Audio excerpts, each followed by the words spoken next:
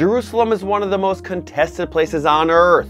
So what happens during the annual celebration that it's under the Jewish state's control? Some years, there's a nice parade through Jerusalem, some good old-fashioned patriotism, Israeli dancing. What's wrong with that? But other years, Jerusalem Day looks very different. I can just report so far that we're hearing the siren and people are running for shelter. We just heard a loud boom. Yeah, that 11-day war between Israel and Hamas in 2021, when posts like this started appearing on your social media, well, everything really escalated on Jerusalem Day. So why is this holiday so controversial? To answer that question, we have to go all the way back to the days of the first Jew, Abraham. No, I'm kidding, but suffice it to say that Jerusalem is holy to Christians and Muslims, but for the Jewish people, Jerusalem is the holiest place. It's where ancient Jewish kings ruled, where the holy temples once stood, and where the Jewish people directed all their prayers during 2,000 years of exile, and still pray about 3 times a day. And yet, when the Jewish people finally regained sovereignty and the modern state of Israel was born, their beloved city Jerusalem wasn't included. Can you imagine trying so hard and getting so close to regaining all of your homeland, and then poof, not happening?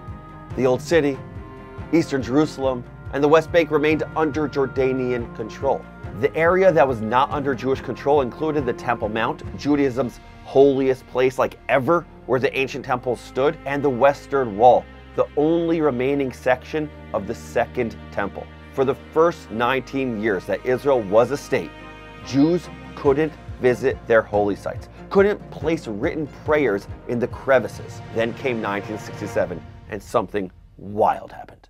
Leading up to the Six-Day War, Syria and Egypt gathered near Israel's borders, openly threatening the annihilation of the Jewish state. The day before the war, Egyptian President Gamal Abdel Nasser declared the armies of Egypt, Jordan, Syria, and Lebanon are poised on the borders of Israel. This act will astound the world. Today, they will know that the Arabs were arranged for battle.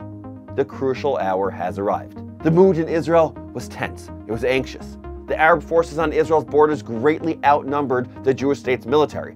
Watching the armies gather and hearing the fiery speeches of Arab leaders, many Israelis feared that they were on the precipice of another Holocaust. And who could blame them? The Holocaust was not a history lesson, but something still fresh in the minds of many Israelis. Yet in 6 days, Israel pushed these armies back. And not only that, but captured new territory, tripling its size practically overnight. Israel won Sinai and Gaza from Egypt, and the Golan Heights from Syria. But the most euphoric, precious victory came on day 3, when Israeli soldiers took the West Bank and East Jerusalem, including the Old City, from Jordanian control. The pinnacle of the Six-Day War was Israeli Colonel Mata Gor's famous declaration.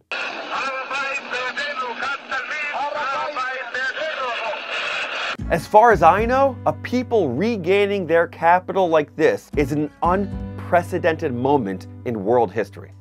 But Israel's stunning victory came with lots of complications. 1 year after the Six-Day War, the Israeli government declared that the 28th of Iyar, that's a Hebrew month, would be a national holiday. For many in Jerusalem, the day is one of joy and celebration of the liberation of Jerusalem, with thousands marching through the city, waving Israeli flags. Many observant Jews recite the festive Hallel prayer, celebrating the Jewish people's return after a long exile, described by the ancient prophets. But the day is also controversial, particularly from the Palestinians' perspective, who never accepted Israel's gains in '67, who view this day as the Naksa, the setback. 1948 was the Nakba, this was the Naksa. 3 months after the Six-Day War, Arab leaders declared their 3 no's: no peace with Israel, no recognition of Israel, and no negotiations with Israel. In their eyes, Israel's newly acquired lands didn't really belong to Israel.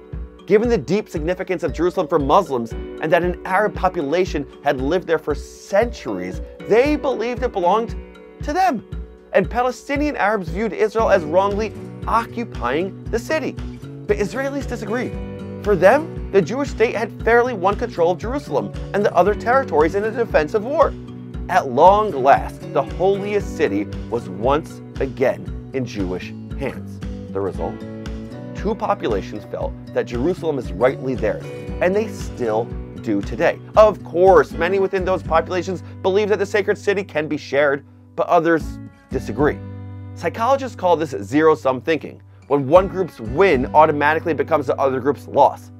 And zero-sum thinking doesn't exactly inspire mutual understanding. But what happened in the Six-Day War isn't the only reason why Jerusalem Day is so controversial. It's also about what happens during the celebrations.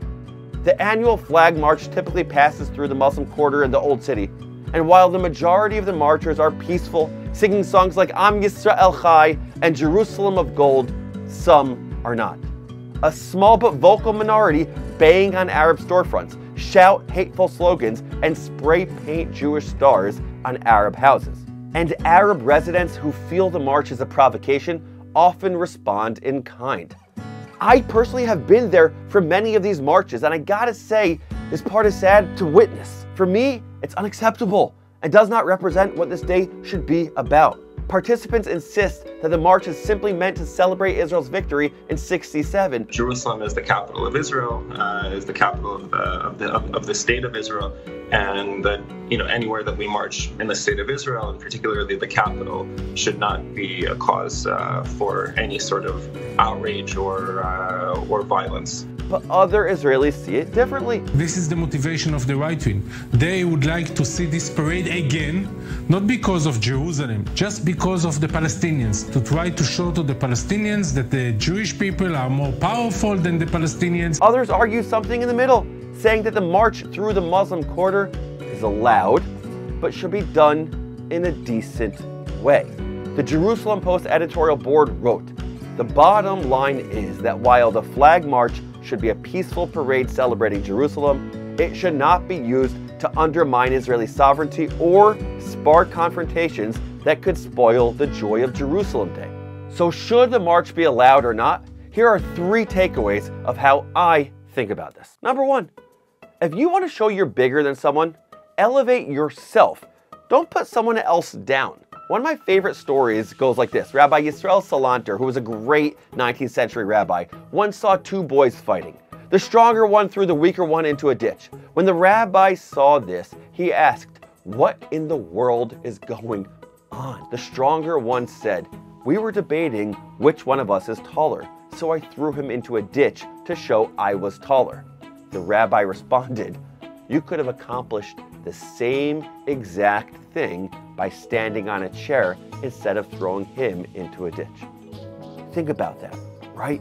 Number 2, it's not that Jerusalem is part of the Jewish people in some way. It is core to the Jewish people. Did you know that Jerusalem is mentioned over 600 times in the Tanakh, the Hebrew Bible? It's where some of the most important biblical events took place. Abraham's near sacrificing of Isaac, David's conquest of the city, and the construction of the first and second temples.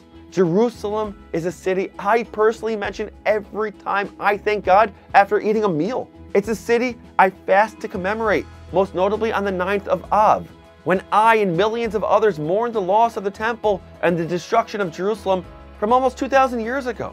It's a city that has inspired Jewish poets and artists like Rabbi Yehuda Halevi, Naomi Shemer, and Meir Ariel. And number 3, how should people show their pride, in this case Jewish pride? The march is an opportunity to either celebrate Jewish pride or to utilize Jewish pride to hurt somebody else. Jerusalem Day is a day that can be patriotic and celebratory, and a day of gratitude in a good way. But it's also a day that can be butchered, misappropriated, utilized to hurt the people who lost this war. That is no way to celebrate. So yes, Jerusalem Day is controversial, and yes, Jerusalem Day is a profound opportunity to celebrate a return to Jewish sovereignty. But for me, most importantly, it is an opportunity to do a Kiddush Hashem, which means to sanctify God's name. Rabbi Jonathan Sacks of blessed memory said it best. When people associate religiosity with integrity, decency, humility, and compassion, God's name is sanctified. When they come to associate it with contempt for others and for the law, the result is a desecration of God's name. Jerusalem Day should be a day of sanctifying God's name. Let's go for it.